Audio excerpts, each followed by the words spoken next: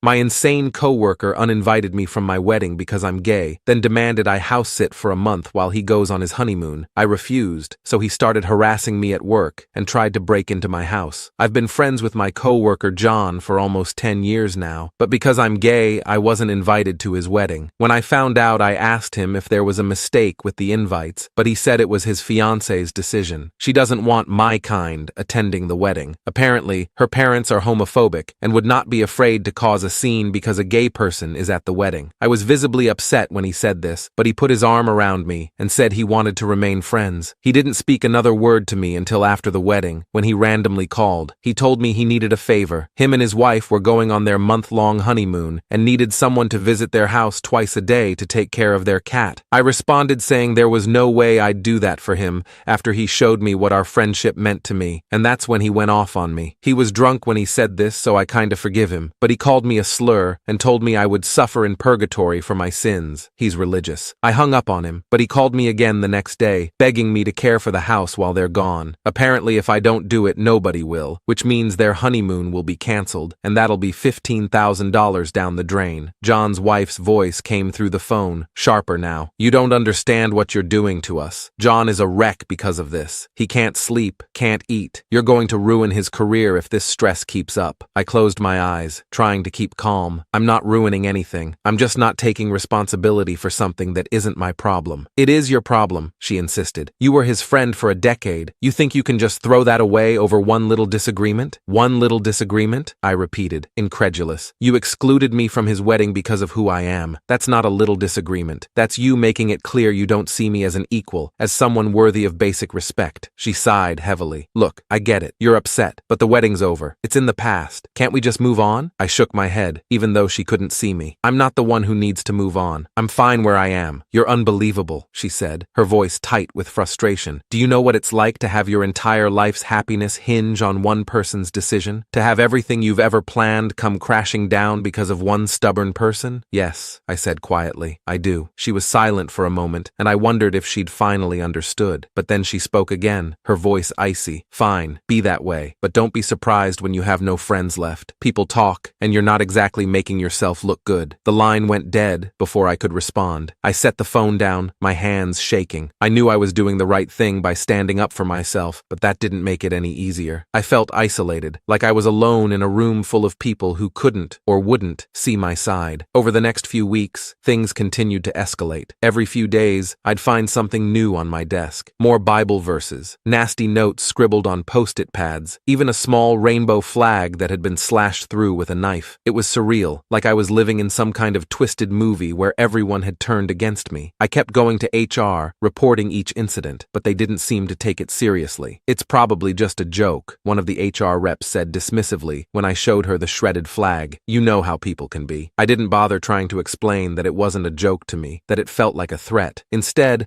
I started documenting everything myself. I took pictures of the notes, kept a log of every conversation I had with HR. Every time John or his wife tried to contact me, it felt paranoid, but I needed to protect myself. I couldn't trust anyone else to do it. One evening, after a particularly rough day at work, I came home to find my front door ajar. I froze on the threshold, my heart pounding. I knew I'd locked it when I left that morning. Slowly, I pushed the door open and stepped inside. The living room was in chaos. Furniture was overturned, papers strewn everywhere, and a large, ugly slur was spray-painted across the wall. I backed out of the house, my hands shaking as I fumbled for my phone. I dialed 911, trying to keep my voice steady as I explained what had happened. The dispatcher assured me that officers were on their way, but it felt like an eternity before I saw the flashing lights of a patrol car pull up to the curb. The officers were calm and professional as they took my statement, but I could tell they didn't really believe me when I said I thought it was connected to my situation at work. Do you have any proof that your coworker is involved? One of them asked. No, I admitted, feeling a wave of helplessness wash over me. But I know it's him, or his wife. The officer nodded, jotting something down in his notebook. We'll look into it. In the meantime, you might want to think about staying somewhere else for a few days, just to be safe. I nodded numbly, watching as they dusted for fingerprints and took pictures of the damage. By the time they left, I felt completely drained. I spent the night at a friend's house, lying awake on their couch, staring at the ceiling and wondering how my life had come to this. The next morning, I called in sick to work. I couldn't face John, couldn't deal with the whispers and the stares and the endless feeling of being under under siege. Instead, I spent the day making arrangements to have my locks changed, looking into security cameras, and trying to figure out what I was supposed to do next. That afternoon, I got another call from John. I stared at the phone for a long time before finally picking up. "Why are you doing this to me?" he demanded, his voice raw and angry. "Why are you trying to destroy my life?" "I'm not doing anything to you, John," I said, my voice shaking. "I'm just trying to protect myself." "Protect yourself?" he repeated, incredulous. "From what? I'm not the one breaking into your house. How do I know that?" I shot back. "You've been harassing me for weeks. You or your wife, it's the same thing." He let out a harsh laugh. "You're paranoid. You always have been. No wonder you can't keep friends." I felt a sharp stab of pain at his words, but I forced myself to stay calm. "I'm not going to argue with you, John. Just leave me alone. I don't want anything to do with you." "Fine," he snapped. "But don't say I didn't warn you. People like you always end up alone." He hung up, and I sat there, staring at the phone in my hand. I felt hollow, like I'd been scooped out and left empty. I knew I'd done the right thing by standing up for myself, but it didn't feel good. It felt like I was losing everything. Over the next few days, I started looking for a new job. It wasn't easy. I'd been at my current company for almost a decade, and the thought of starting over somewhere else was terrifying. But I couldn't stay. Not with John and his wife there, not with the constant harassment and the feeling that I was always looking over my shoulder. I went to a few interviews, trying to stay positive, but it was hard. I felt like I was in a fog, like I was moving through my life on autopilot. I kept thinking about all the years I'd spent at my current job, all the memories I had there. It was painful to let go, but I knew I didn't have a choice. Then, one day, I got a call from HR. They wanted to meet with me about my complaint. I felt a flicker of hope as I walked into the conference room, but it quickly died when I saw who was there. John, his wife, and a stern-looking HR manager I'd never met before. "We've reviewed your complaint," the manager said, her voice brisk and professional. "And we've spoken with John and his wife. They've both denied any involvement in the incidents you've described." I stared at her, disbelief flooding through me. "But I have proof. Photos. Notes. You've seen them." She nodded, but her expression didn't change. "We've considered all the evidence, but there's nothing that directly ties them to the harassment." I felt like I'd been punched in the gut. "So what are you saying? That it's all in my head?" "We're saying that without concrete evidence, there's nothing more we can do." She glanced down at the folder in front of her. "However, we can offer you a severance package if you choose to resign." I felt cold all over. "You want me to quit?" "We're giving you the option," she said smoothly. "We understand that this has been a difficult time for you, and we want to support you in making the best decision for your mental health and well-being." I looked at John, who was watching me with a blank expression, his wife smirking beside him. I felt a surge of anger, but it was swallowed up by a wave of exhaustion. I was so tired of fighting, so tired of trying to prove myself to people who didn't care. "I'll think about it," I said finally, standing up and walking out of the room. I felt their eyes on my back as I left, but I didn't look back. That night, I sat in my living room, staring at the offer letter they'd emailed me. The severance package was decent, enough to tide me over for a few months while I looked for something new, but accepting it felt like admitting defeat, like letting John and his wife win. I thought about everything that had happened over the past few months, the way my life had spiraled out of control, the constant fear and anxiety that had become my new normal. I knew I couldn't keep living like this, but I also knew I couldn't just walk away without a fight. The next day, I called a lawyer. The legal process was slow and frustrating. My lawyer explained that workplace harassment cases were notoriously difficult to prove, especially when the perpetrators were careful not to leave a direct trail. But we built our case piece by piece, gathering evidence, documenting every incident, every interaction with HR. It was exhausting, but it felt good to be doing something, to be fighting back. Meanwhile, I continued to work, keeping my head down and avoiding John and his wife as much as possible. I knew they were aware of the lawsuit, but they didn't say anything to me directly. Instead, the harassment escalated. My car was keyed, my tires slashed. I found dead animals on my doorstep, their bodies mutilated and bloody. Each time,